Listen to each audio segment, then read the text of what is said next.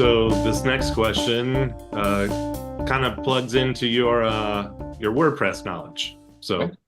for a client, we noticed a WordPress plugin, Bulk Page Creator, was installed on the site. It seems like an attack.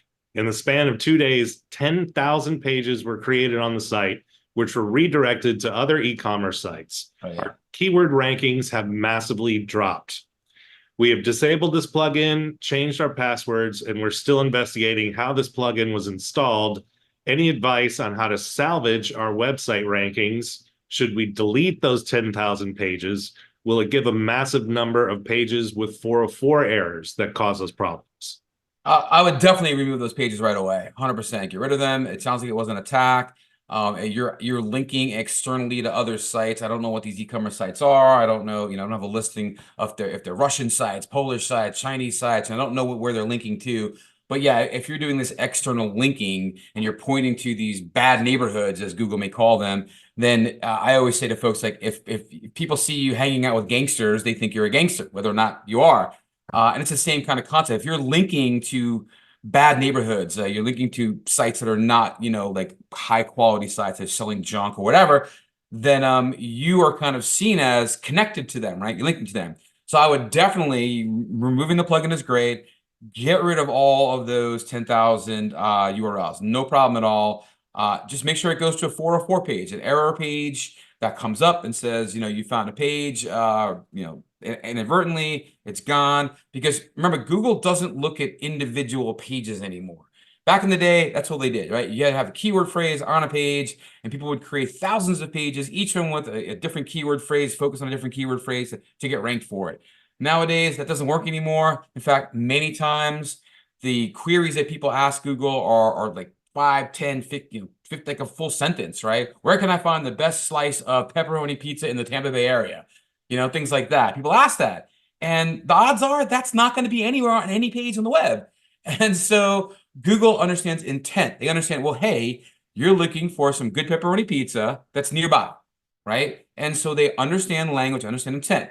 And they do this now not just page by page, but topically by your website. So they look at all the pages of your website as a whole. Think of it like a magazine, right? Every page of your website is a different article in the magazine. So if all of a sudden you had a magazine that was all about pizza, and now it's about 10,000 other things, including pizza, well, it dilutes what you're about. And so the idea is, well, let's get rid of these 10,000. It's okay if they go to a dead 404 page. That's fine. It's just saying they're not there. You could even, if they were put into like a separate like subdirectory, like slash blog or slash list or whatever, to just tell Google in a robust text file to ignore them, to not index them. You could even go in if you really wanted to, if Google finds them in your search console, Google Search Console, you can go in there and you can say, hey, ignore this page or de-index it, or don't let it be indexed. But I would immediately get rid of those pages. Yes, it will bring back, you'll go from having 10,050 pages to 50 pages. But once again, those 50 pages are going to be about your topic. They're going to be focused on what you do. All those links are going to be gone. It may take a little time, though. Google's got to come back and see that page is dead, see that the link doesn't exist anymore. So it may take a little time for your rankings to crawl back. In the meantime, get out there, build new content that's valuable, that's topically related, share it out there with your social networks and so on. Go out and build other high value links from people that are topically related, geographically related, industry related.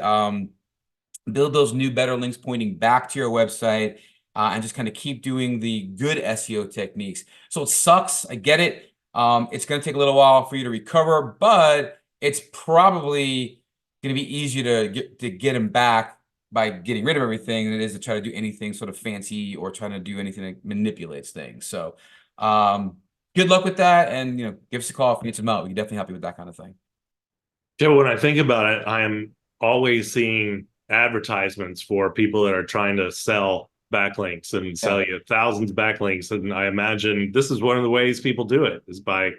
Yeah, probably. And that idea, we see this all the time, like 10, 15 years ago, before Google really cracked down on links coming in. People would ask, hey, we'll give you 10,000 links for like $100 or $500. And they had 10,000 crappy directories that nobody ever visited, that nobody ever went to, that no traffic ever came from. But Google would spider it. They see the link to your website and go, okay, we have a link.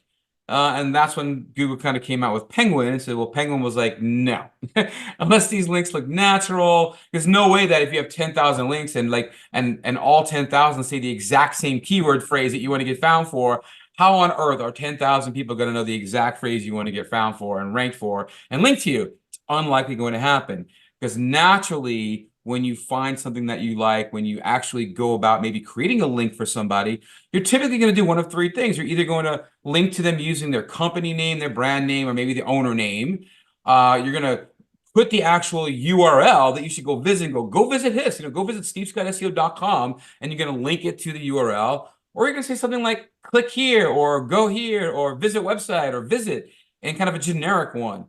And when Penguin came, we really began to see what an impact this was.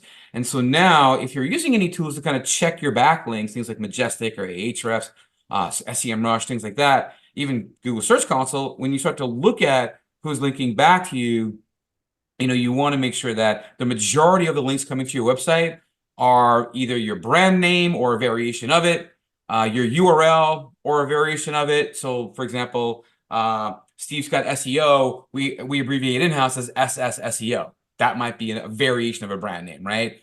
A variation of a URL, maybe it's got the HTTPS, maybe it doesn't. Maybe it's got a slash at the end, maybe it doesn't. Maybe it's just the .com, right? stevescottseo.com. Those are variations. And then, again, generic things, click here, visit website, even just like logos, right? Whether it be your business logo, whether it be a product image, whether it be a headshot that's linking back to your website, those would be kind of the generic ones. And that's what you want to see linking back to. That's way more natural.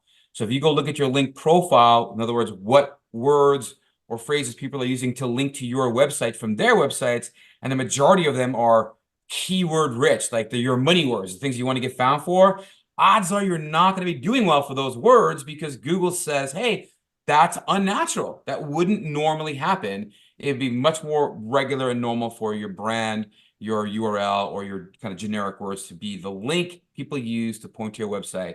So I think that's also going to be important for you guys to look at as well. Make sure you didn't get caught in any of that backlink. Yeah, you were pushing links out, but hopefully you didn't get kind of caught in on the other side of that, where now people are linking to you for some reason, although probably not.